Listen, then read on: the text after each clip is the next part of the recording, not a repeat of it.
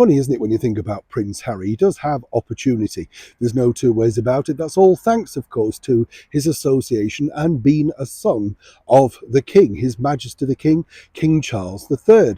One thing, though, you cannot deny about him is his dedication to his wife, the former cable TV actress, Meghan Markle. It appears amongst everything else, whatever she says goes. And this is what happened earlier this year. As ever, let me explain. Morning, Neil Sean here in the very heart of London. I hope you're well today. Yes, you can tell I'm suffering, can't you? I know you're. What do you mean you're suffering watching this? How dare you? Yes. No, it's terrible though, isn't it? Somebody was saying to me, oh, just, don't do things and stuff like that. You know what? I don't know if you agree with me, but sometimes I think it's better to keep the normality going because, you can curl up, can't you? And you know what I mean? You have those days where you think, oh, can't be bothered, and you don't do anything. And I sometimes think you feel worse. I mean, are you like me? Battle on regardless, even if you do feel a little bit sort of like, it just sort of, at least for a few hours, you think, I could be normal again. No, you don't. Back as ever, though. We'll have a wave. You're all right. Yes. Oh, thank you. Well, listen, thank you for your sympathy. And as I say, it's abating now. I think I'm through the worst of it. But, people always say as well, where do you think you got it? Who knows? We live in a massive city here in London. So many variants of things flowing around. And I think it's a lot to do just with the time of year, isn't it? Yeah. I'm glad you agree with me. Absolutely. Back to your breaking roll story of the day. When we saw earlier this year, of course, Prince Harry turning up alone at the coronation, I mean, whatever you thought about him, I did think it was a despicable level of behaviour, literally coming in at the last minute, leaving the moment it left, basically making out that he was far more important than his father. He couldn't even give him the grace, or the graciousness, should I say, on that particular day. And it won't go unnoticed.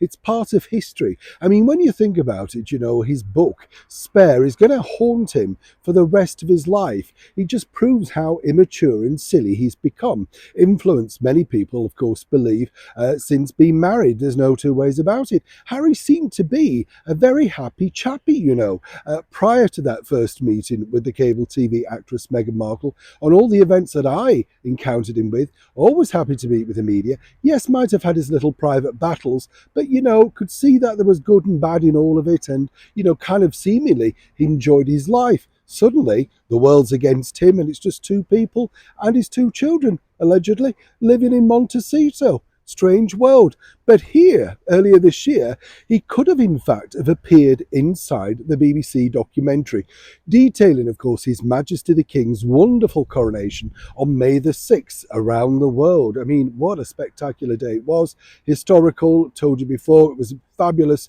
to just be part of broadcasting for it, You are those people that are relaying the stories. It is wonderful. Now, according to that particular well-placed source at the BBC, he could have done it, They were quite happy to have a chat with him, and they did put out feelings, etc. But of course, what happened, as we know, was back forth. Was she coming? Were they coming? Were they not coming? Were they bringing the children? Nobody could get any sort of detail out of him. Even on the 11th hour, when Prince Harry was finally back here in the United Kingdom, the BBC was still ready to have a chat with him, if and so he wished. However, he let it be known, and as ever we have to say allegedly, that he simply couldn't do it because it wouldn't be right without having his wife, the Duchess of Sussex, by his side, Meghan Markle. He felt that they came as a unit and he wanted to speak together. What they were basically saying was, well, if you do an interview, then of course His Royal Highness the Prince of Wales, Prince William, would do an interview. And so, it's two sons reflecting on an historical day of their father. Seemingly, and as ever, again, we have to say allegedly, basically Harry was having none of it. He simply would not consider appearing even on such an historical event, basically without Meghan by his side. Now, it got me thinking, when I was talking to this very high up executive in the BBC, whether he would really regret it in the future. Will he look back and think, I should have been part of that, the stubbornness in me, what was I thinking, etc. But as I said before, Harry seemed to be a lot happier, a lot more self-mindedness about him, knowing exactly what he should do and the right thing to do prior to the marriage. So somewhere along the line, someone's holding the thumbscrews, and I think we know who that might be. Neil Sean in the very heart of London.